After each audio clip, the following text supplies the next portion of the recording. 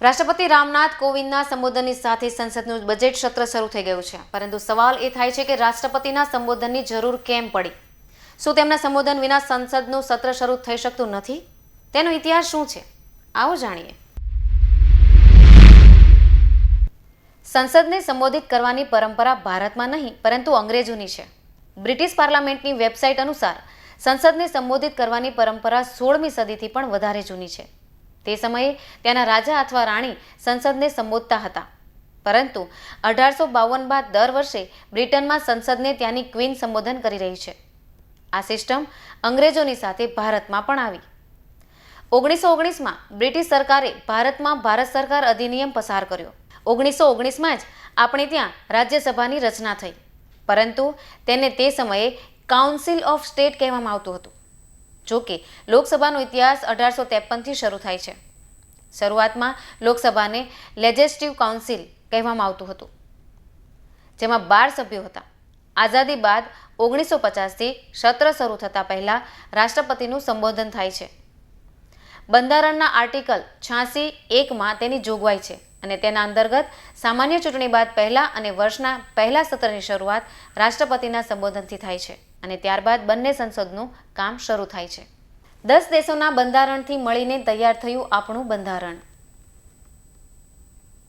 26 જાન્યુઆરી 1950ના રોજ બંધારણ લાગુ થયું. આ દેશોમાંથી કેટલી વાતો આપણા બંધારણમાં ઉમેરવામાં આવી. આપણી સંસદીય પ્રણાલી બ્રિટનથી લેવામાં આવી છે, તેથી આજે પણ ઘણી બધી સંસદીય પરંપરાઓ જે બ્રિટનમાં ચાલે છે તે જ આપણે ત્યાં પણ ચાલે છે. કારણ કે બ્રિટનમાં સત્રની શરૂઆત પહેલા તેને કિંગ અથવા ક્વીન સંબોધિત કરતા હતા. તેથી ભારતમાં પણ એવું જ થાય છે. તેના માટે બંધારણમાં વ્યવસ્થા કરવામાં આવી છે.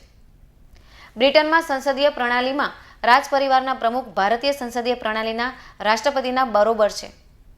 બ્રિટનમાં ત્યાંના કિંગ અથવા ક્વીનને રાષ્ટ્રપ્રમુખનો દરજ્જો આપવામાં આવ્યો છે.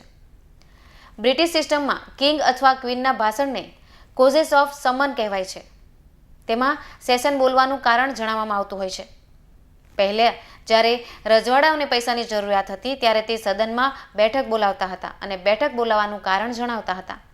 પરંતુ ધીરે ધીરે સરકાર પોતાની નીતિઓ, કાર્યક્રમ અને ઉપલબ્ધિઓ પણ જણાવવા લાગી, કારણ કે કિંગ અથવા ક્વીનના ભાષણ સરકાર તૈયાર કરતી હતી. ભારતમાં પણ આમ જ થાય છે.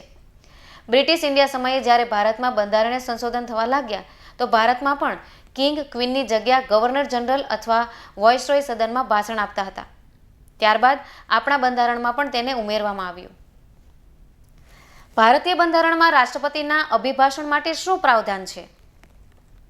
સંસદની કોઈ એક સદન અથવા એક સાથે બંને સદનની સામે રાષ્ટ્રપતિના અભિભાષણનું પ્રાવધાન બંધારણમાં કરવામાં આવ્યું. તેનું પ્રાવધાન ભારત સરકાર અધિનિયમ 1919માં કરવામાં આવ્યું હતું અને 1921થી તે અમલી છે. રાષ્ટ્રપતિ જે અભિભાષણ આપે છે તે સરકાર તૈયાર કરે છે. સંવિધાનના આર્ટિકલ 86(1) રાષ્ટ્રપતિને અધિકાર છે કે તેઓ ઈચ્છે ત્યારે સંસદના કોઈપણ એક સદનને કે બંને સદનમાં અભિભાષણ આપી શકે છે અને તે માટે સભ્યોને બોલાવી પણ શકે છે. જો કે અત્યાર સુધી આ આર્ટિકલનો ઉપયોગ થયો નથી. સંવિધાનના આર્ટિકલ 87(1) જોગવાઈ કરેલી છે કે સામાન્ય ચૂંટણી પછી પ્રથમ સત્ર અને વર્ષના પ્રથમ સત્રમાં સંસદના બંને સત્રમાં રાષ્ટ્રપતિ અભિભાષણ આપશે. શું રાષ્ટ્રપતિના અભિભાષણ વગર સત્ર શરૂ ના થઈ શકે? રાષ્ટ્રપતિનું અભિભાષણ સંવૈધાનિક જરૂર છે, કારણ કે તેમના અભિભાષણ વગર સત્ર શરૂ ના થઈ શકે. સંસદના બંને સદનમાં આખા વર્ષમાં 3 સત્ર હોય છે. પ્રથમ બજેટ સત્ર અને બીજું ચોમાસું સત્ર અને ત્રીજું શિયાળાનું સત્ર. વર્ષમાં સૌપ્રથમ ભેજ સત્ર થાય છે. આથી રાષ્ટ્રપતિ આ સત્રમાં બંને સદન સંબોધિત કરે છે, પરંતુ પહેલા આવું થતું ન હતું. આઝાદી પછી 1950માં જ્યારે સંવિધાન લાગુ થયું ત્યારે રાષ્ટ્રપતિને દર સત્રમાં સંબોધિત કરવાનું હતું, પરંતુ પછી તેમાં સુધારો થયો. સુધારા પછી રાષ્ટ્રપતિ સામાન્ય ચૂંટણી પછી પ્રથમ સત્ર અને વર્ષના પ્રથમ સત્રને સંબોધિત કરવા લાગ્યા.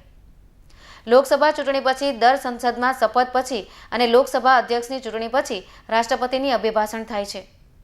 જ્યાં સુધી રાષ્ટ્રપતિ બંને સદનમાં અભિભાષણ આપતા નથી ત્યાં સુધી કોઈ કામ ના થઈ શકે. દર વર્ષે પ્રથમ સત્રના પ્રથમ દિવસે રાષ્ટ્રપતિ બંને સદનમાં અભિભાષણ આપે છે. રાષ્ટ્રપતિના અભિભાષણ પછી શું થાય છે? રાષ્ટ્રપતિના અભિભાષણ પછી તેના પર ચર્ચા થાય છે. આ ચર્ચા માટે સમય બંને સદનના અધ્યક્ષ નક્કી કરે છે.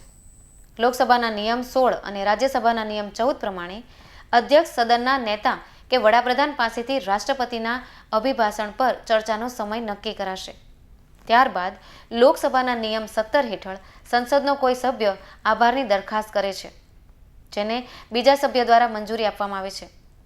આ પછી આભારના પ્રસ્થાન પર ચર્ચા થાય છે. સાંસદ આભાર માનવા માટેના સુધારાની માંગ પણ કરી શકે છે. આ સુધારાઓ એવા વિષયોના સંદર્ભમાં આપવામાં આવ્યા છે જેનો ઉલ્લેખ રાષ્ટ્રપતિના સંબોધનમાં કરવામાં આવ્યો છે, અથવા એવા મુદ્દાઓ પર પણ આપવામાં આવી શકે છે જેનો ઉલ્લેખ સંબોધનમાં કરેલો હોવો જોઈએ. લોકસભાના નિયમ 20(1) અને રાજ્યસભાના નિયમ 18 હેઠળ સરકાર પાસે આભાર માનવાના પ્રસ્તાવ પરની ચર્ચાનો જવાબ આપવાનો અધિકાર છે. જો વડાપ્રધાન ઈચ્છે તો પોતાની જાતે અથવા સરકાર વતી કોઈ મંત્રી ચર્ચા પછી જવાબ આપી શકે છે, ભલે પછી તે ચર્ચા દરમિયાન સંસદમાં હાજર રહ્યા હોય કે ન રહ્યા હોય. વડાપ્રધાન અથવા કોઈ પણ મંત્રી વતી સરકાર જવાબ આપે પછી ગૃહના અન્ય કોઈ સભ્યને જવાબ આપવાનો અધિકાર નથી હોતો. રાષ્ટ્રપતિનું સંબોધન કેટલું મહત્વપૂર્ણ છે?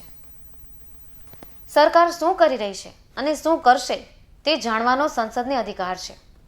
તેથી જ રાષ્ટ્રપતિ સંસદને સંબોધિત કરે છે અને સરકારની નીતિઓ અને કામગીરી વિશે જણાવે છે.